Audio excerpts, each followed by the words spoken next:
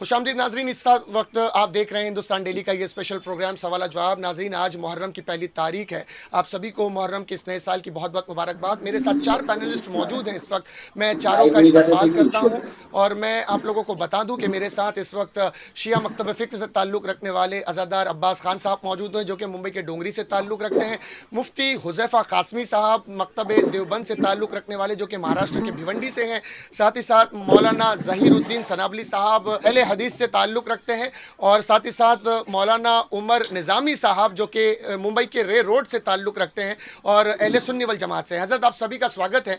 آپ جیسے کہ محرم کی پہلی تاریخ ہے، میں یہاں شروع اس وقت کرنا چاہوں گا مفتی یحییٰ صاحب سے کہ بات ان کی کنٹینیو یہاں پر رہیں۔ مفتی صاحب، آپ کے نظر میں یہ جو محرم ہے یہ کیسے آپ لوگ دیکھتے ہیں؟ اس بات کو آپ لوگ کیسے لیتے ہیں اپنے نظریے سے؟ جی، میں مفتی حذیفہ، آپ کو کہاں سے غلط فہمی ہو گئی یحییٰ کہتے ہیں۔ دیکھیے، میں نے شروع میں یہ بات کہی تھی کہ ہم مسلمانوں کے لیے بنیاد ہے فرمان خدا، فرمان رسول اور رسول اللہ صلی اللہ علیہ وسلم کے تربیت کردہ صحابہ، خاص طور پر آپ کے چاروں خلفاء، جی سیدنا ابوبکر صدیق رضی اللہ تعالی عنہ، سیدنا عمر فاروق رضی اللہ تعالی عنہ، جی سیدنا عثمان غنی رضی اللہ تعالی عنہ، سیدنا حضرت علی کرم اللہ وجہہ۔ پیغمبر علیہ السلام کی ازواج مطہرات 11 بیویاں، 4 بیٹیاں، پھر آپ کے نواسے، آپ کے داماد، یہ ہے خانوادہ اہل بیت۔ اس پورے خانوادے کا یکساں احترام ہونا چاہیے، بالکل اور بالکل ان کی شان میں ادنا سے ادنا گستاخی بھی دنیا اور آخرت کی ناکامی، نامرادی، تباہی اور بربادی کا ذریعہ ہے۔ جی یہ ایک اصولی بات ہے۔ دوسری بات یہ ہے کہ ماہ محرم کی اسلامی اور شرعی حیثیت جو ہے، قرآن کے بتلانے کے مطابق اس کا تعلق 10 محرم الحرام سے نہیں ہے۔ ماہ محرم ان 4 محترم مہینوں میں سے ہے، جو 4 محترم مہینے اس وقت سے محترم ہیں جب سے خداوند قدوس نے زمین و آسمان بنائے، جیسا کہ سورہ انفال میں فرمایا، ان عدت الشہور عند اللہ 12 شہرا فی کتاب اللہ یوم خلق السماوات والارض منها 4 حرم۔ یہ 10ویں پارے سورہ توبہ کی آیت جی کہ الحمدللہ۔ جس دن سے خداوند قدوس زمین و آسمان کو بنایا، 12 مہینوں کا نظام اسی وقت سے جاری ہے، اور ان 12 مہینوں میں سے 4 مہینے خصوصیت کے ساتھ قابل احترام ہے: ذی قعدہ، ذی الحجہ، محرم اور رجب۔ تو ماہ محرم اس وقت سے محترم ہے جب سے زمین و آسمان کا نظام چل رہا ہے۔ پھر اس ماہ محرم کا پہلا عشرہ مزید محترم ہے، جی اور جی پھر پہلے عشرے میں سے 10ویں تاریخ جو ہے، جس کو ہم عاشورہ کہتے ہیں، جس جی کو عوام محرم کہتی ہے، 10ویں تاریخ وہ انسانیت کے تاریخ میں عظیم واقعات اس تاریخ میں رونما ہونے کی وجہ سے وہ تاریخ پہلے سے ہی قابل احترام ہے۔ سیدنا آدم علیہ السلام کی دعا قبول ہوئی 10 محرم الحرام۔ سیدنا نوح علیہ السلام کی کشتی جودی پہاڑ پر رکی 10 محرم الحرام۔ بالکل بالکل سیدنا یونس علیہ السلام مچھلی کے پیٹ سے باہر نکلے، نجات ملی 10 محرم الحرام۔ اور سب سے بڑا واقعہ جس کی صراحت قرآن نے کی ہے، وَإِذْ نَجَّيْنَاكُم مِّنْ آلِ فِرْعَوْنَ يَسُومُونَكُمْ سُوءَ الْعَذَابِ يُذَبِّحُونَ أَبْنَاءَكُمْ وَيَسْتَحْيُونَ نِسَاءَكُمْ وَفِي ذَلِكُمْ بَلَاءٌ مِّن رَّبِّكُمْ عَظِيمٌ۔ پہلا پارہ سورہ بقرہ۔ خداوند قدوس بنی اسرائیل سے کہہ رہے ہیں، اس وقت کو یاد کرو جب ہم نے تم کو اس ظالم فرعون سے نجات دی جو تم کو بدترین عذاب چکھاتا تھا۔ یسومونکم سوء العذاب، یعنی تمہارے بچوں کو ذبح کر دیتا تھا اور تمہاری بچیوں کو زندہ رکھتا تھا۔ یذبحون ابناءکم ویستحیون نساءکم وفی ذالکم بلاء من ربکم عظیم۔ اس میں بہت بڑی آزمائش تھی۔ یہ واقعہ یعنی موسیٰ علیہ السلام کا اپنی قوم کے ساتھ دریا سے بعافیت پار ہو جانا، اور فرعون کا اپنی پوری فوج کے ساتھ غرق ہو جانا، یہ واقعہ 10 محرم الحرام کو ہوا ہے۔ اللہ کے نبی صلی اللہ علیہ وسلم جب مکہ المکرمہ سے ہجرت فرما کر مدینہ منورہ گئے، اور کچھ دنوں کے بعد آپ کو معلوم ہوا کہ مدینے کے یہودی 10 محرم الحرام کو روزہ رکھتے ہیں، تو آپ نے پوچھا وجہ؟ ان لوگوں نے کہا کہ ہمارے لیے یہ خوشی کا دن ہے، شکر اور امتنان کا دن ہے. اس دن اللہ نے ہماری قوم کو فرعون کے مظالم سے نجات دلائی تھی. تو آپ نے فرمایا موسیٰ علیہ السلام کی قوم کے ساتھ اور موسیٰ علیہ السلام پر خداوند قدوس کے اس عظیم انعام کی یادگار میں تم روزہ رکھتے ہو. نحن احق بموسیٰ، تمہارے مقابلے میں ہمارا رشتہ موسیٰ سے زیادہ قریب ہے. وہ بھی پیغمبر، میں بھی پیغمبر، اور آپ نے روزہ رکھا اور امت کو روزہ رکھنے کا حکم دیا. 10 محرم الحرام کے روزے کا وجود 10 محرم الحرام کے روزے کا وجود پہلے سے چلا آ رہا ہے.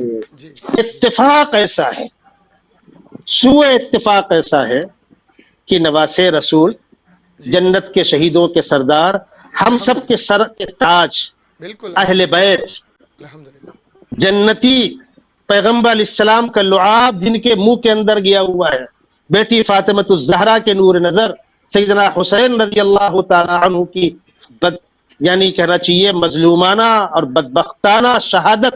جن لوگوں نے، بدبختوں نے آپ کے ساتھ یہ ظلم کیا ہے، ان پر خدا کی 1000 مرتبہ لعنت ہو. وہ جو بھی ہو، بے وہ شک ایک الگ الحمدللہ. مسئلہ ہے کون ہے کیا ہے، لیکن جی جن لوگوں نے آپ کو شہید کیا ہے ان پر 1000 مرتبہ خدا کی لعنت ہو. آمین وہ آمین. واقعہ بھی 10 محرم الحرام کو وقوع پذیر ہوا ہے. لیکن 10 محرم الحرام کی عظمت و اہمیت کا تعلق پر سے ہے، پیغمبر علیہ السلام سے ہے، صحابہ سے ہے. ایک بات مجھے آپ سے یہ کہیے ٹھیک، جو پچھلی مرتبہ شاید کچھ کٹ گئی تھی، ابھی لیول ہو گیا. الحمدللہ الحمدللہ. چلیے میں اسی موضوع پر اب آگے بڑھتے ہوئے ممبئی سے ہی تعلق رکھنے والے ظہیر الدین سنابلی صاحب سے، جو کہ اہل حدیث مکتب فکر سے تعلق رکھتے ہیں.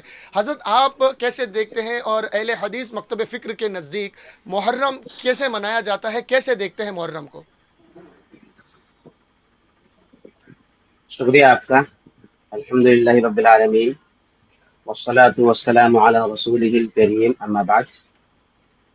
جیسا کہ مفتی حذیفہ حفظہ اللہ نے ذکر کیا کہ ہم مسلمانوں کی بنیاد کتاب اللہ اور سنت رسول ہے، جی تو اہل حدیث مکتب فکر کے یہاں پر بھی اور ہر مسلمان کے یہاں پر دین کی بنیاد کتاب اللہ اور سنت رسول ہونا چاہیے، بے شک بے شک.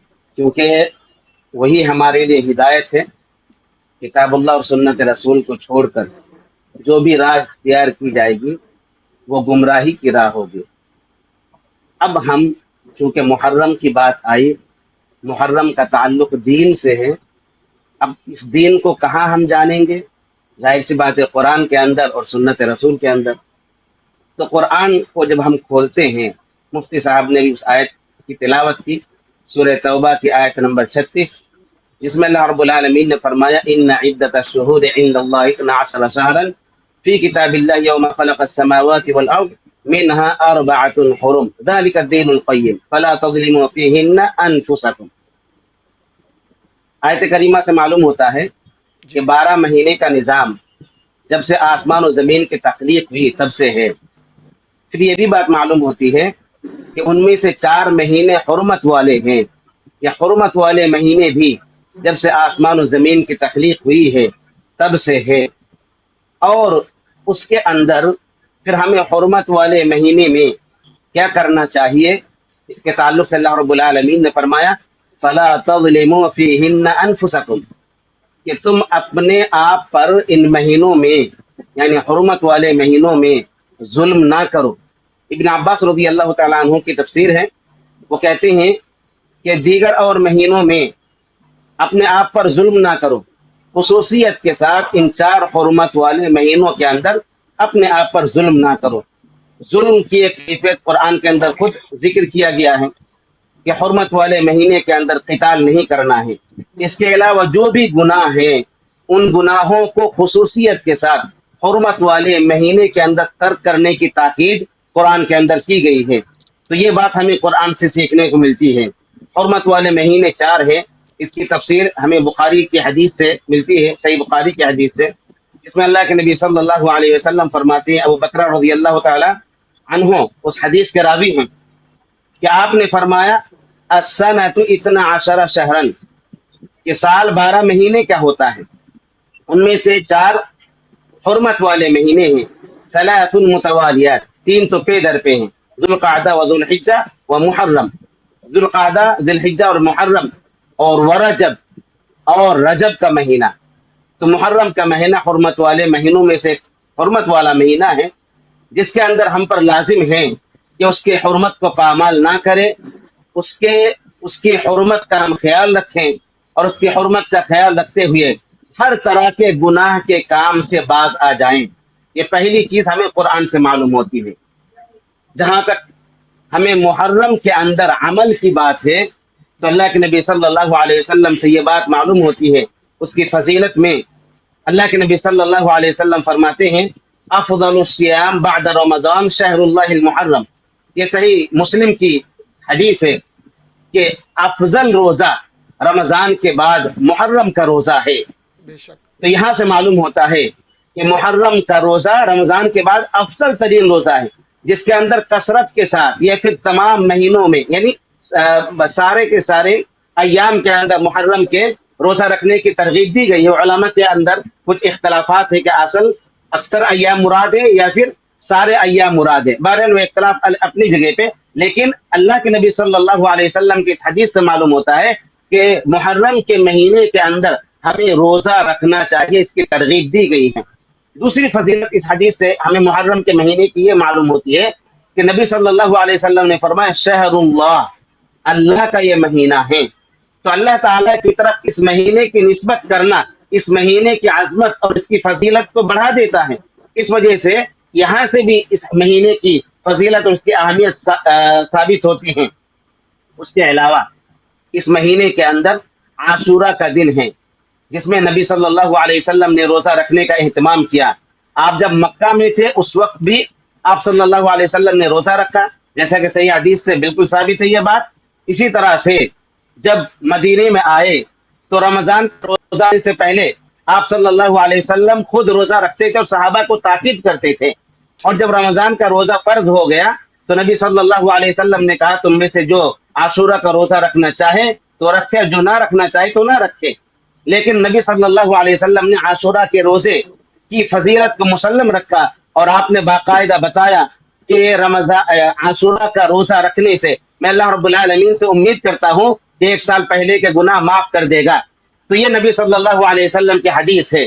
اسی طرح سے آگے چل کر کے نبی صلی اللہ علیہ وسلم نے یہ بات کہی کہ اگلے سال اگر میں زندہ رہا، جیسا کہ صحیح مسلم کی حدیث ہے کہ اگلے سال اگر میں زندہ رہا تو 9 محرم کا بھی روزہ رکھوں گا، جو کہ صحیح حدیث سے ثابت ہے. تو یہاں سے بھی معلوم ہوتا ہے کہ نبی صلی اللہ علیہ وسلم اگلے سال 9 تاریخ کا روزہ رکھنے کا آپ نے ارادہ کیا. یہ اور بات ہے کہ اگلے سال آنے سے پہلے نبی صلی اللہ علیہ وسلم کی وفات ہو جاتی ہے.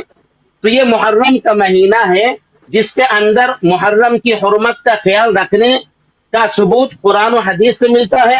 اسی طرح سے اس کے اندر قتال کرنے کی ممانعت قرآن و حدیث سے ملتی ہے. ایسے ہی اس کی حرمت کو پامال کرنے سے ہمیں گریز کرنا چاہیے، اس بات کا ثبوت ملتا ہے. اس کے علاوہ جو ثبوت ملتا ہے ہمیں کہ محرم کے مہینے کے اندر ہمیں روزہ رکھنا چاہیے، خاص طور پر عاشورہ کا روزہ رکھنا چاہیے، 10ویں تاریخ کا روزہ، اور اس کے ساتھ یہود و نصارہ کی مخالفت کرتے ہوئے 9ویں تاریخ کا روزہ بھی ملا لینا چاہیے، جیسا کہ حدیث کے اندر ثابت ہے. باقی جو لوگ یہ مانتے ہیں، میں اپنی بات بھی کہہ دوں کہ جو لوگ یہ مانتے ہیں، شکریہ مفتی حذیفہ حفظہ اللہ کا، تو انہوں نے تفصیل کے ساتھ اختصار میں جامع بات کہی کہ صحابہ کرام سے ہمیں محبت ہے، جس محبت کی تاکید ہمیں قرآن و سنت کے اندر کی گئی ہے. لیکن محرم کی ابتدا حسین رضی اللہ تعالی عنہ کی شہادت سے نہیں ہوتی ہے.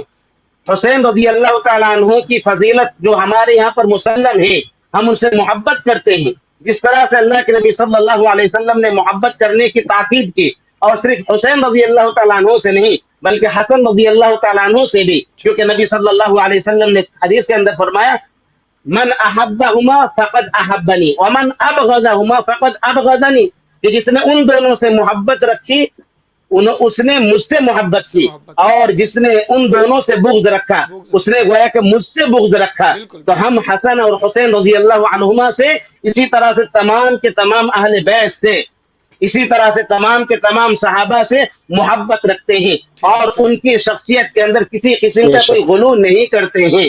اور اس کے حوالے سے جو بھی بدعات و خرافات انجام دیے جاتے ہیں، میں یہ بھی بات کہہ دوں، ہم اس کو بدعات کہتے ہیں کیونکہ میں قرآن حدیث کی دلائل کی روشنی میں وہ بالکل بدعات ثابت ہیں۔ تو اپنی ٹھیک ہے بات حضرت، کہنے میں کا یہاں پر حق ہے باقاعدہ، کہ وہ یہ ہے کہ وہ اس چیز سے ہم برات کا اظہار کرتے ہیں اور بدعات و خرافات سے ہم بچے رہتے ہیں، صرف عمل کرتے ہیں کہ میں روزہ رکھنا چاہیے اور حرمت کو پامال نہیں کرنا چاہیے، بہت حرمت کا شکریہ، خیال رکھنا چاہیے۔ ٹھیک ہے، میں ابھی اسی موضوع پر میں یہاں پر اب مولانا عمر نظامی صاحب جو کہ مکتب سنیت جماعت سے تعلق رکھتے ہیں، سنی مکتب فکر سے تعلق رکھتے ہیں، ان کے بھی تاثرات لے لوں، پھر اس کے بعد میں 2 منٹ سبھی حضرت کو دوں گا اور پروگرام ہم اختتام کر دیں گے۔ تو میں حضرت یہاں پر ایک بات میں کہہ دوں آپ سے، جی جی، جی ایک صرف ایک جی تردید کے طور پر، فرمائیے اور فرمائیے مفتی حذیفہ صاحب نے اس کی طرف اشارہ بھی کیا ہے کہ جی، آپ غیر مقلد نہ کہہ کر اہل حدیث کہیں، اہل تو حدیث کہیں جی، الفاظ کو بولنے میں بھی آپ کو پہلے سے وہ ناپ تول کر کے دیکھ لینا چاہیے کہ واقعی معنوں میں یہ لفظ مناسب ہے کہ نہیں ہے، تو نہیں ہم بالکل اپنے آپ بالکل، کو غیر مقلد نہیں کہتے ہیں۔ شکریہ مفتی حذیفہ صاحب۔ ٹھیک ہے، جزاک اللہ حضرت۔ میں مولانا عمر نظامی صاحب سے جاننا چاہوں گا اس تعلق میں، آپ اپنے تاثرات بیان کریں حضرت۔ السلام علیکم ورحمۃ اللہ تعالی وبرکاتہ۔ وعلیکم السلام ورحمۃ اللہ تعالیٰ وبرکاتہ۔ الحمدللہ، میں ان تمام مکاتب فکر کے جو جید علماء کرام نے اپنے تاثرات کو محرم الحرام کے تعلق سے بیان کیا، جی میں نے سنا، تو الحمدللہ اہل سنت والجماعت ہم قرآن و سنت کے مطابق ہی محرم الحرام کی جو فضیلت ہے اسے ہم بیان کرتے ہیں۔ ہمارے یہاں جو سب سے پہلی چیز یہ ہے کہ لقد کانا لکم فی رسول اللہ اسوۃ حسنہ، کہ نبی رحمت صلی اللہ تعالی علیہ وسلم کی زندگی اے مسلمانوں تمہارے لیے بہترین آئیڈیل ہے، بہترین نمونہ ہے۔ تو جو خلفائے راشدین اور تابعین کرام، تبع تابعین کرام نے ہمیں جو دین دیا، جو اسلام دیا، الحمدللہ ہم اسی کے مطابق محرم الحرام کو مناتے ہیں۔ محرم الحرام میں ہمارے ہاں ذکر و اذکار کی مجلسیں لگتی ہیں، اور اس میں امام حسین علی مقام کے ساتھ جو کچھ بھی سانحہ میدان کربلا میں پیش آیا اسے بھی بیان کیا جاتا ہے، لیکن اصلاح معاشرہ پر کتاب و سنت کے ذریعے بیان کیا جاتا ہے، اور لوگوں کو بتایا جاتا ہے کہ پہلی محرم سے لے کے 10ویں محرم تک یہ افضل ایام، اس میں ہمیں نفل نماز پڑھنی چاہیے، کثرت سے نبی رحمت صلی اللہ تعالی علیہ وسلم پر درود پاک پڑھنا چاہیے، اور ہمارے ہاں ایک چیز جو رائج ہے، جی کھچڑا بنانا یا کچھ ایسے بہترین کھانے بنا کر کے شہدائے کربلا کو ایصال ثواب کرنا، تو الحمدللہ اسے ہم احسن کام مانتے ہیں، اور اہل بیت اطہار سے اپنی محبت کا ہم ثبوت دیتے ہیں، شہدائے جی کربلا سے اپنی محبت کا ثبوت دیتے ہیں۔ دیکھیے نبی رحمت صلی اللہ تعالی علیہ صلی وسلم اللہ کی علیہ ایک وسلم۔ حدیث پاک ہے کہ اگر کسی نے یوم عاشورہ کو اپنے اہل و عیال پر خرچ کرنے میں فراخ دلی دکھائی تو پروردگار عالم اس کے سال بھر کے رزق میں برکت عطا فرمائے۔ سبحان تو اللہ۔ یہ بتائیے کہ اگر ہم اپنے اہل و عیال پر خرچ کرتے ہیں تو پروردگار عالم ہمارے سال بھر کے میں برکت عطا فرمائے گا، تو اگر ہم آل رسول پر خرچ کریں، کی مجلس پر خرچ کریں، ان کی محفل پہ خرچ کریں، ان کے نام کی سبیل لگا کر کے پیاسے کو پانی پلائیں، بھوکے کو کھانا کھلائیں، ننگے کو کپڑا پہنائیں، تو ایک بہترین کام ہے جو اہل سنت والجماعت میں اسے انجام دیا جاتا ہے۔ اور الحمدللہ ذکر شہدائے کربلا جو اکثر پورے ہندوستان میں نہیں، میں تو سمجھتا ہوں کہ اکثر جہاں پر بھی اہل سنت جاتے ہیں وہاں پر یہ مجلسیں 10 روزہ منعقد ہوتی ہیں، اور آپ تمام حضرات اس کا مشاہدہ بھی کرتے ہیں۔ تو امام حسین علی مقام، ان کے رفقا نے، ان کے اہل خانہ نے میدان کربلا میں جو استقامت دکھائی، جو صبر و استقلال دکھایا، جو جمع مردی دکھائی، جو دلیری دکھائی، کہ سب کچھ تو برداشت ہے مگر نظام مصطفیٰ پر داغ آئے یہ حسین کو برداشت نہیں ہو سکتا، بے شک حدود اللہ کو توڑا جائے یہ برداشت نہیں ہو سکتا۔ تو جو یزید حدود اللہ کو توڑ رہا تھا، نظام مصطفیٰ کو داغدار کرنے کی کوشش کر رہا تھا، تو سیدنا امام حسین علی مقام نے اس یزیدی طاقت کو کچلنے کے لیے میدان کربلا میں توکلت علی اللہ تشریف لے گئے۔ آپ نے کوئی آرمی نہیں لیا، کوئی فوج نہیں لیا۔ تو آج وہ حسین کا استقلال، اس امام کی جمع مردی پوری دنیا کے لیے ایک سبق ہے۔ آج پوری دنیا میں جہاں بھی مرد مسلمان بستے ہیں تو الحمدللہ الحمدللہ حسین سے وہ صبر بھی حاصل کرتے ہیں، اور حسین سے وہ استقامت بھی حاصل کرتے ہیں، اور امام حسین سے وہ جمع مردی بھی حاصل کرتے ہیں۔ تو امام حسین علی مقام رضی اللہ تعالیٰ عنہ کی سچی عقیدت اور سچی محبت کے ساتھ ہم اپنی محفلیں سجاتے ہیں، ماہ محرم الحرام کی 9ویں اور 10ویں تاریخ کو روزے رکھتے ہیں، اور ان کے نام پر ایصال ثواب کرتے ہیں، قرآن خوانی کرتے ہیں، اور ایسی کوئی لغ بات اہل سنت والجماعت میں شامل نہیں ہے۔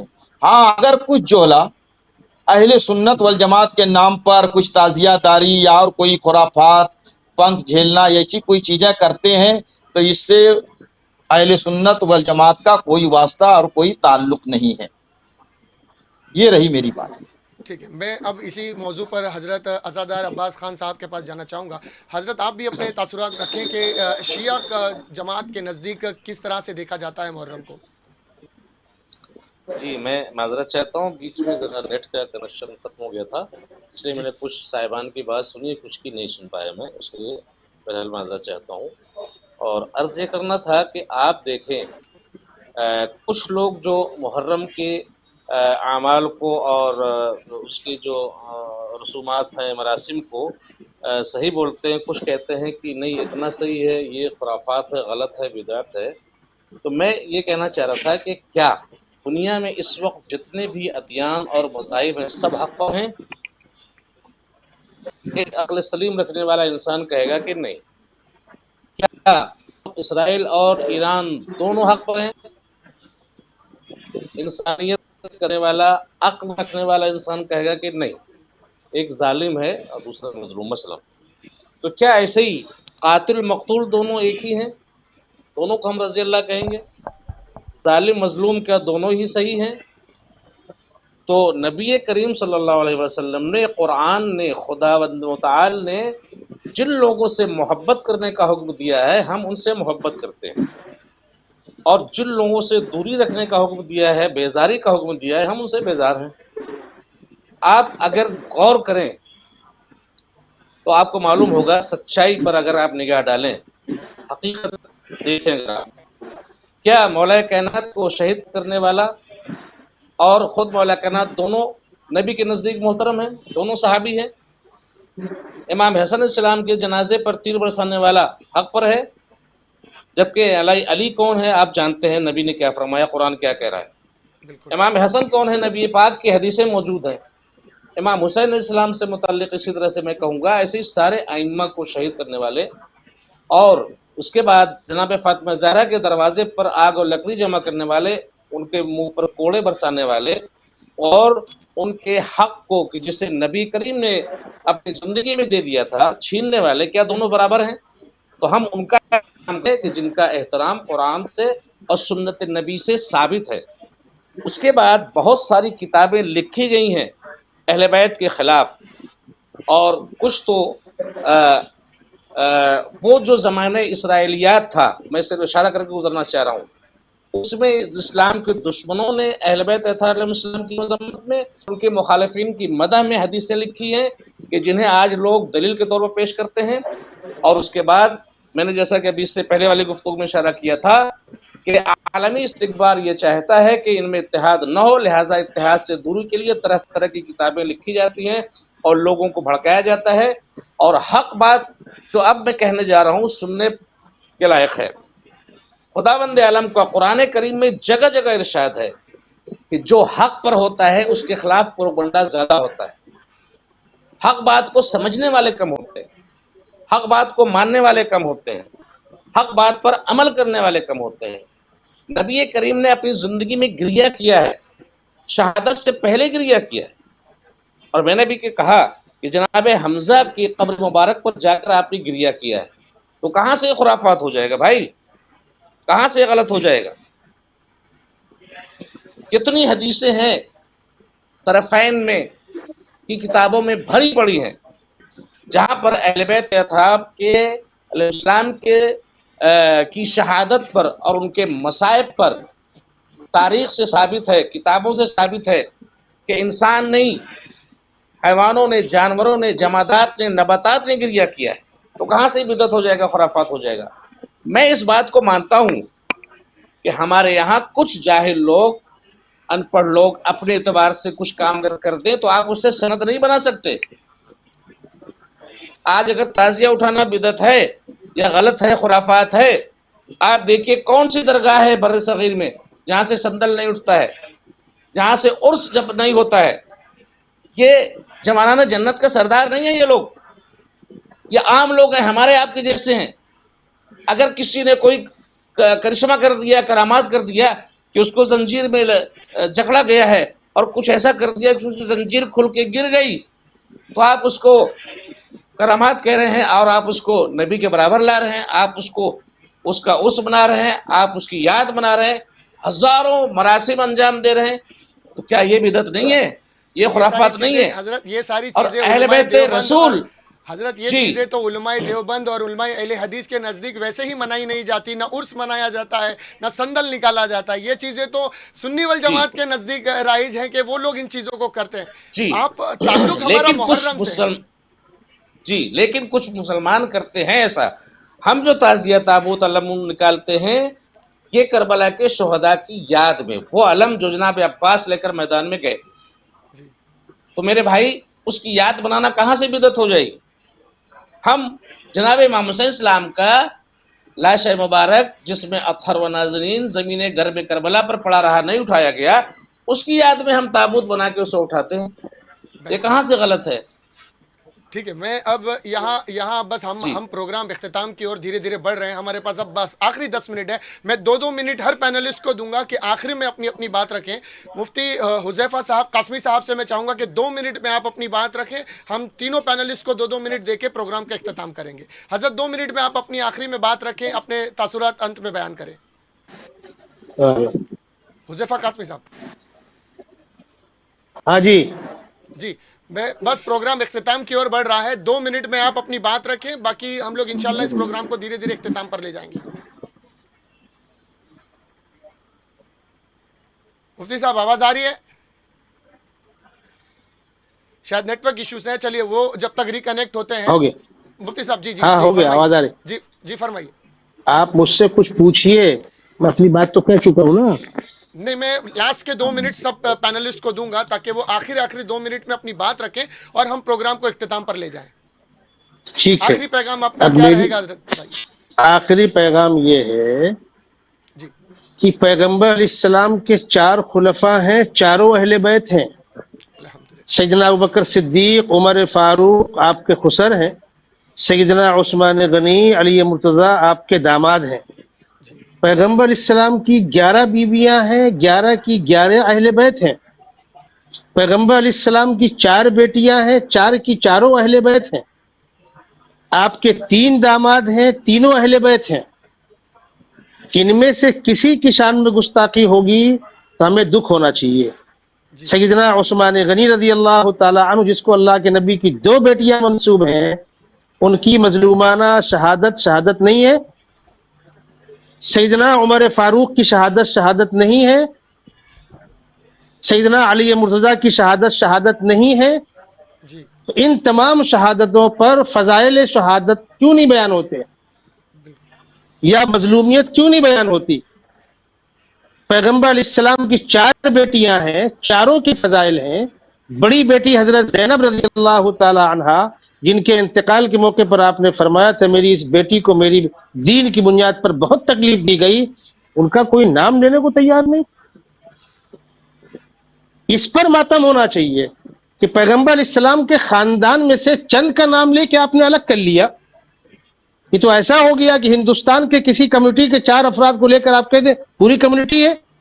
پیغمبر علیہ السلام کا پورا خاندان، ازواج مطہرات، آپ کی بیٹیاں، آپ کے نواسے، آپ کے خسر، آپ کے داماد، آپ کے چچا، آپ کی پھوپھیاں، سب اہل بیت ہیں. ٹھیک ہے، سب بہترین. کے فضائل بیان ہونا چاہیے. اور جو زیادتی ہوئی اس کی کھل کر مذمت ہوئی، یہ ہم مسلمانوں کا مطالبہ ہے، اور الحمدللہ ہم اس پر قائم ہیں۔ سیدنا حسین رضی اللہ تعالی عنہ کی شہادت پر ہم کو بہت دکھ ہے، لیکن ان کے بڑے بھائی حضرت حسن کی شہادت پر بھی دکھ ہے، والد محترم حضرت علی مرتضیٰ کی شہادت پر بھی دکھ ہے، سیدنا عثمان غنی اور عمر فاروق کی شہادت پر بھی دکھ ہے۔ ٹھیک ہے، جی چلیے میں اب آخر میں مولانا ظہیر الدین سنابل صاحب کی طرف جانا چاہوں گا۔ حضرت 2 منٹ میں آپ اپنی بات رکھیں اور پروگرام کو ہم آگے لے جائیں گے انشاءاللہ۔ جی، بات یہ رکھنی ہے چونکہ عوام تک یہ بات پہنچے گی، جی جی تو عوام کے لیے جاننا ضروری ہے کہ ہم نے دین کی بنیاد بتائی، کتاب اللہ اور سنت رسول۔ جی تو جو کچھ بھی بیان ہو، آپ ان دونوں معیار پر اس کو تولیں۔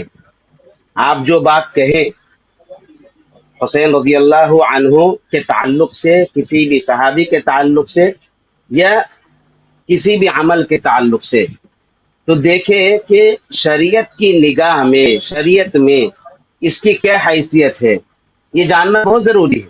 جی آپ کوئی دعویٰ کر رہے ہیں اور کتاب و سنت سے دلیل نہیں دے رہے ہیں، تو ایسی صورت میں آپ کا دعویٰ باطل مانا جائے گا۔ جی نبی صلی اللہ علیہ وسلم کی بہت ساری حدیثیں ہیں جس میں کسی کی وفات پر 3 دن سے زیادہ سوگ منانے سے منع کیا۔ صحیح بخاری کی حدیث ہے، 3 دن سے زیادہ، الا یہ کہ کسی عورت کا شوہر مر جائے تو 4 مہینے 10 دن اس کو اجازت دی گئی۔ تو آپ دیکھیں کہ حسین رضی اللہ عنہ کی شہادت واقعی معنوں میں ہمارے لیے اور ساری امت کے لیے تکلیف کی باعث ہے، لیکن ان کی وفات بھی وفات ہی تھی، اس میں بھی حدیث رسول صلی اللہ علیہ وسلم لاگو ہوگی کہ 3 دن سے زیادہ ان پر سوگ نہیں منایا جا سکتا ہے۔ ٹھیک نبی صلی اللہ علیہ وسلم کی صریح حدیث ہے۔ اس کے علاوہ آپ دیکھیں کہ کوئی اگر اپنے گریبان کو چاٹ کرے، اپنے جسم کو نوچے، ویسے ماشاءاللہ یہاں پر شیعہ مکتب فکر کی جانب سے مولانا ازادار عباس خان صاحب، انہوں نے ایک بات کی تردید کی، جو لوگ اپنے جسم کو زخمی کرتے ہیں جی اس بالکل، کا ہاں ثبوت تو واضح نہیں، تو کیا، جہالت کا واضح ثبوت انہوں نے دیتے کیا ہے، ہیں۔ جی بالکل جی، واضح کیا انہوں نے اس شیخ بات نے کو۔ بالکل واضح کیا۔ جی تو یہ جگہ حدیث کے خلاف ہے، باقاعدہ نبی صلی اللہ علیہ وسلم نے حدیث کے اندر فرمایا کہ جو اپنی گریبان کو چاٹ کرے، اپنے گال کو مارے پیٹے غم کی بنیاد پر، تو وہ اصل میں جاہلیت کا کام کرتے ہیں، وہ ٹھیک ہے، ہم میں سے نہیں ہے۔ نبی صلی اللہ علیہ وسلم کی صریح حدیث ہے۔ تو ہمیں اصل دیکھنا ہے کہ جو کچھ بھی بات کہی جائے وہ شریعت کے معیار پر قائم ہے کہ نہیں ہے، اترتی کہ نہیں اترتی ہے۔ شریعت کے ٹھیک معیار پر ہے تو قابل قبول، نہیں ہے تو اگرچہ ہمارے باپ دادا نے کیا پھر بھی ہمیں چھوڑ دینا چاہیے، کیونکہ اللہ اور اس کے رسول کے قول اور نبی صلی اللہ علیہ وسلم کے عمل اور صحابہ کے منہج کے خلاف ہے یہ۔ اس ٹھیک ہے، وجہ سے بہت ہمیں وہ شکریہ، عمل ترک کر دینا چاہیے۔ ٹھیک ہے، بہت شکریہ۔ چلے مولانا عمر جزاک نظامی اللہ، صاحب، دو بہت منٹ میں آپ بھی اپنی بات جی رکھیں، پروگرام آگے اختتام پر لے جاتے ہیں ہم لوگ۔ ٹھیک، میں اس میں ایک بات جو یہ ماتم اور یہ گریہ پہ آ رہی ہے، جی تو قرآن کی ایک آیت کو ہم سامنے رکھتے ہیں، وَلَا تَقُولُوا لِمَن يُقْتَلُ فِي سَبِيلِ اللَّهِ أَمْوَاتٌ بَلْ أَحْيَاءٌ وَلَٰكِن لَّا تَشْعُرُونَ۔ تو جی شہداء کے تعلق سے جب قرآن نص قطعی سے ثابت ہے کہ وہ زندہ ہے لیکن ان کے زندگی کے سمجھنے کا شعور نہیں، تو ان کو جو وفات مانتے ہیں وہ ماتم کریں۔ ہم تو انہیں زندہ و جاوید مانتے ہیں، تو جو زندہ و جاوید ہوتے ہیں ان کا کوئی ماتم نہیں ہوتا ہے۔ تو الحمدللہ ہمارے یہاں خلفائے راشدین، جملہ صحابہ کرام، اہل بیت اعظام سب قابل قدر ہیں، ان کا عزت و احترام سے نام لیا جانا چاہیے۔ جو تبرہ کیا جاتا ہے اس سے قطعی ہمیں پرہیز کرنا چاہیے، کیونکہ خلفائے راشدین تو وہ ہیں کہ جنہوں نے مذہب اسلام کی بنیاد میں اپنے خون اور پسینے سے مضبوطی دی ہے، جی استحکام دیا ہے۔ بے شک۔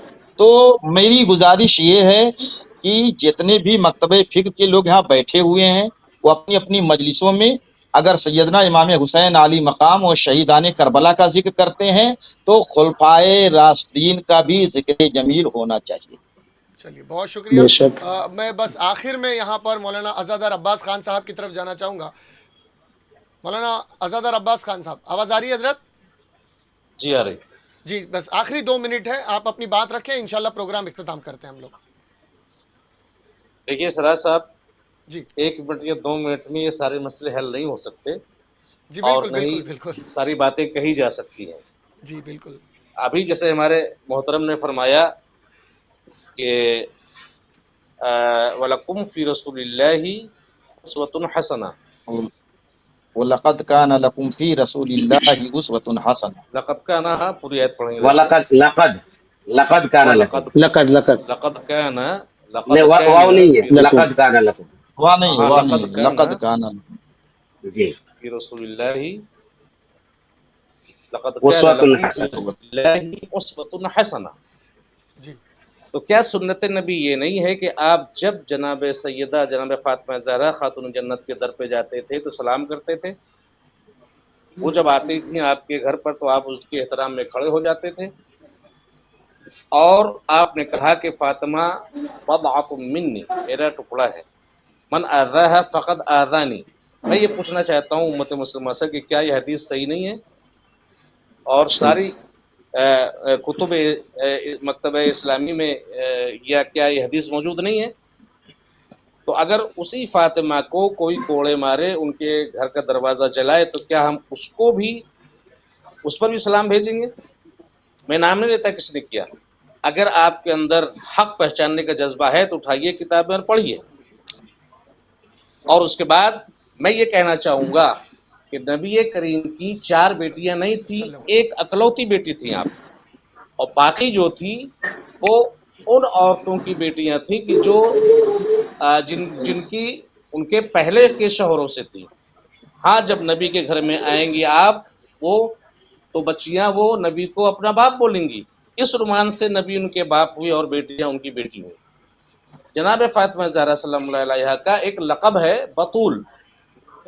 بطول دنیا میں کسی بھی صحابی کی بیٹی کا یا کسی بھی عورت کا لقب نہیں ہے. بطول کی آپ تعریف اگر لغت میں دیکھیں تو کیا ہے، اور تاریخی کتابوں میں التی لم تردم لأن الحیض مکروہ لبنات الانبیاء. تو یہ صرف اور صرف جناب فاطمہ زہرا سلام اللہ علیہا کو یہ شرف حاصل ہے کہ آپ بطول ہیں، اور آپ نبی کی اکلوتی بیٹی ہیں. ٹھیک اور جو عورتیں پہلے سے بچے لے کر آئی تھیں، ان کے شوہر شہید ہو گئے جنگوں میں یا انتقال ہو گیا، وفات ہو گئی، کچھ بھی، تو ان سے جب آپ نے شادی کی، ہم بھی جناب تمام ازواج نبی کا احترام کرتے ہیں، ہم بھی تمام اصحاب کا احترام کرتے ہیں، ہم بھی تابعین کے تبع تابعین کے احترام کے قائل ہیں. لیکن جن لوگوں نے جرم کیے ہیں تاریخ میں، جن لوگوں نے اہل بیت کو مارا ہے، جن لوگوں نے اہل بیت کو شہید کیا ہے، جن لوگوں نے اہل بیت پر مصائب کے پہاڑ توڑے ہیں، ہم ان سے اس لیے نفرت اور ازدجار کرتے ہیں، دوری اختیار کرتے ہیں، بیزاری کرتے ہیں، کیونکہ خود نبی نے ایسا کہا ہے کرنے کو، قرآن نے ایسا کہا ہے، خدا نے ایسا کہا ہے. بہت ساری حدیثیں ہیں جو سنی سنائی ہیں. وقت نہیں ہے میں عرض کرتا آپ کے جی جی سامنے. بالکل نہیں بالکل حضرت وقت ہو چکا آپ ہے، بس تیجانی آپ اپنی سماوی بات. صاحب کی کتابیں پڑھیں، جی آپ تیجانی صاحب کی کتابیں پڑھیں، کسی ایک دلیل کا حدیث کا کوئی انکار کر سکتا ہے ان کی جو کوٹ کی انہوں نے یہاں وہاں؟ ٹھیک ہے، چلیے گا حضرت میں پھر انشاءاللہ سے کہنا زندگی. چاہوں گا. جی جی جی بات کلوز کر لیں آپ جی اپنی، وقت ہو چکا ہے. بس میں ایک بار پھر ہمارے سبھی چاروں پینلسٹ کا، چاروں مہمانان کا دل کی گہرائیوں سے پرتپا خیر مقدم کرتے ہوئے آپ لوگوں کا شکریہ ادا کرتا ہوں کہ آپ لوگ اپنے بیزی شیڈولز میں سے اپنے وقت نکالا اور ہمارے پروگرام میں آئے، میری دعوت کو آپ نے قبول کیا اور آپ لوگ یہاں پر آئے. میں آپ تمام پینلسٹ کا دل کی گہرائیوں سے شکریہ ادا کرتے ہوئے اس پروگرام کو یہیں سماپت کرتا ہوں، اس سے اختتام کرتا ہوں. زندگی رہی تو پھر کسی نئے موضوع پر آپ لوگوں سے ملاقات ہوگی، انشاءاللہ گفتگو کریں گے ہم تفصیل کے ساتھ. تب تک کے لیے سرکشت رہیں، سترک رہیں. جے ہند.